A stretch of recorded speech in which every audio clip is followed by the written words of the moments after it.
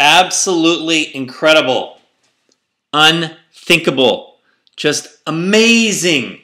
Yes, what I'm referring to, everyone, is the fact that for the 5th time in the last 9 years, a chick looks like she may win the pool. No! Rachel Schaefer is in position to win unless UConn goes on to win the championship. On a related note, when you talk about amazing and incredible, I had chills in the last minute of the VCU-Kansas game. That was incredible. I have been a Jayhawks fan ever since the days of Danny Manning, but for some reason, I just didn't like this team this year. I said at the beginning of the tourney that I didn't think they had the discipline to win 4 games in a row against tournament-quality opposition. Well, for all of you guys who picked the Jayhawks to win, and they were the #1 pick in our pool this year, you're out! You are out. When Ohio State lost, it was because Kentucky played a great game. Brandon Knight was amazing. When Pitt lost, it was because Butler played an amazing game. Just incredible game. Pitt played great. They just lost because Butler was just a little bit better that day. When Duke lost, it was because Arizona played what was probably the best game any team has played in the tournament this year. When Kansas lost, it was because they sucked. You guys, I certainly give VCU credit for playing some great defense and making a bunch of 3-pointers and for holding it together when Kansas made their run in the second half. But the Jayhawks should have won that game. If those guys played 10 more times, I think Kansas would win 10 out of 10. But they made mistake after mistake. They missed shot after shot. They basically just fell apart. While I would make a strong case that Ohio State and Pitt deserved to be part of the Final Four this year based on the body of work their entire season, Kansas definitely did not. They did not. How about that VCU-Butler matchup next Saturday? Just incredible. Something I want to know is who are the 192 people on ESPN.com who correctly picked Butler and VCU to meet up in the Final Four?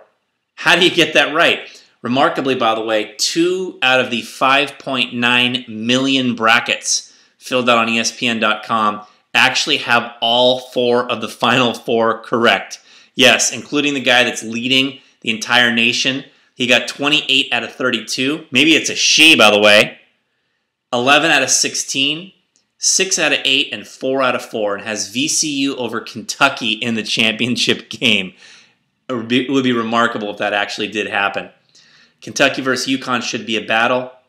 For the many of you in our pool who did not watch any college basketball games this year and have no knowledge of anything related to college basketball, they did play earlier this year. It is a rematch. UConn beat Kentucky 84-67 earlier in the year.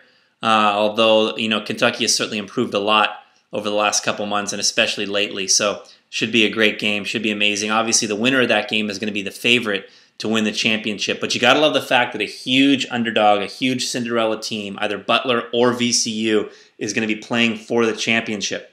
Now, I want to say something here to all of you who picked all 4 #1 seeds to make the Final Four. That is weak, gutless picks, picking all 4 of the Final Four, all 4 of the #1 seeds to make the Final Four. It is weak and gutless, by the way. There are no #1s, and in fact, there are not even any #2s in the Final Four. First time that has ever happened that no 1s and no 2s have made the Final Four, although all 4 #1s making it has only occurred 1 time ever. This year's list of the uncreative, lame dorks that took all 4 #1 seeds includes Chris Naku, who, by the way, is the only person of this list to be in contention to make money. Adam Jester, Dane Espegard, Brian Losansky, Avram Dolan, Justin Ip, Justin Donald, Larry Manley, Chris Cooper, Adrian Ramirez, who was talking smack to me and, of course, finished well below me in the pool standings, Matt Washington, Chris Dennis, and Dave Wilda. All of those people picked all 4 #1 seeds to reach the Final Four, and of course, they all got 0 out of 4 correct.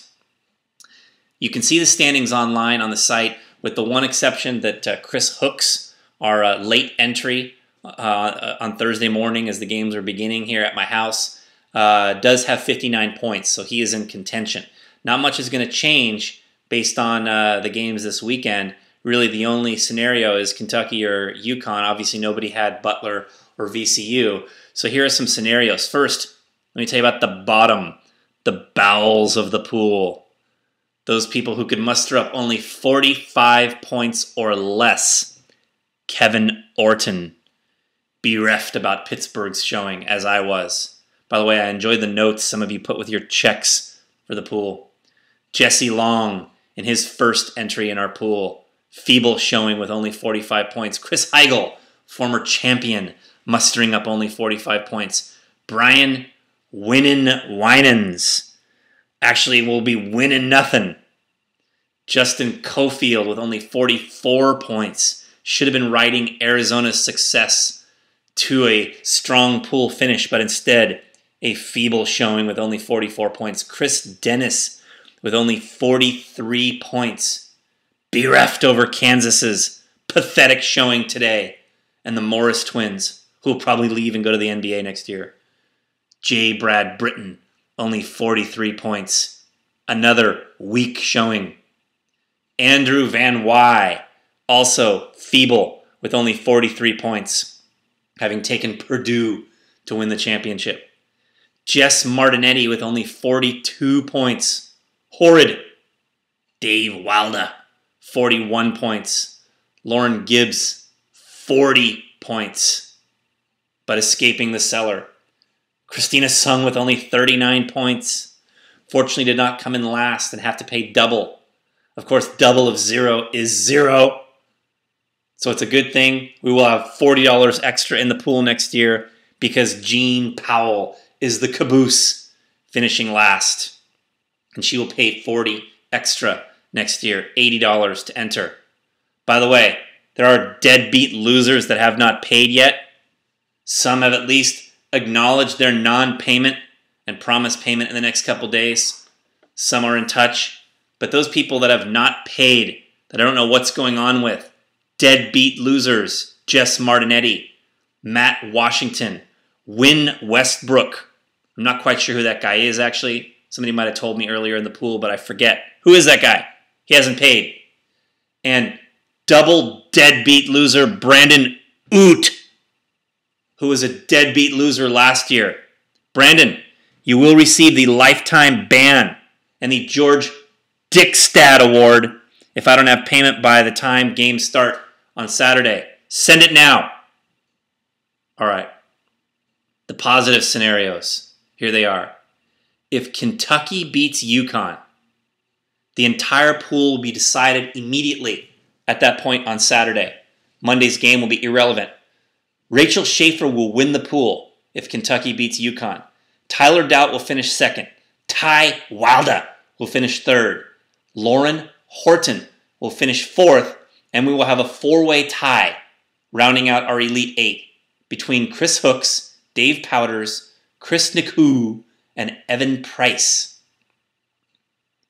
If UConn beats Kentucky, then loses to the Butler VCU winner, Joe Giannosa, who picked UConn to win it all, will come in second in the pool. Yes, he will not be able to overcome his incredibly feeble early round picks. He will still finish second, and Rachel Schaefer will still win. But Joe will come in second, which is probably pretty good for him. There will be a tie for third place between Tyler Doubt and last year's champion Mike Schmidt. Yes, Schmitty, with another fine showing, will finish in a tie for third. Nice job. Lauren Horton will be fifth. And there will be a four-way tie, rounding out our Elite Eight. So one of these people will not be considered part of Elite Eight, pending the tiebreaker. Chris Hooks, Dave Powders, Chris Naku, Evan Price. If UConn beats Kentucky and then wins the championship, Joe Giannosa vaults into first place, sick, coming back from mockery early. Rachel Schaefer will finish second. Tyler Doubt and Schmitty will tie for third. Lauren Horton fifth. And then the same four-way tie. Chris Hooks, Dave Powders, Chris Naku, Evan Price. I will need a score for the championship game to break the tie. We don't use the total points you guys filled out. That's completely irrelevant. I don't even know why they have that on there. It's stupid when you don't know who's going to be in the championship game to attempt to pick the total points. Obviously, if Wisconsin and Penn State make the championship game, you would put 70. Whereas if Arizona and Kansas are there, it's more like 170. All right. So I'll need a score for the championship game. For those of you that have a chance of tying, you can get me that anytime Saturday after the games are over. You can email me. You can post it on my Facebook. You can text me or call me. But I don't need a score of the championship game. The first tiebreaker is if you actually get the winner. So if, for example, Connecticut and Butler are playing in the championship game and you pick Butler and you're the only one of the 4 people that might tie that picks Butler and they win, you automatically win the tiebreaker. All right, the score becomes irrelevant. Second tiebreaker is the point differential from each team. All right, so we don't use a total. We use the differential from each team.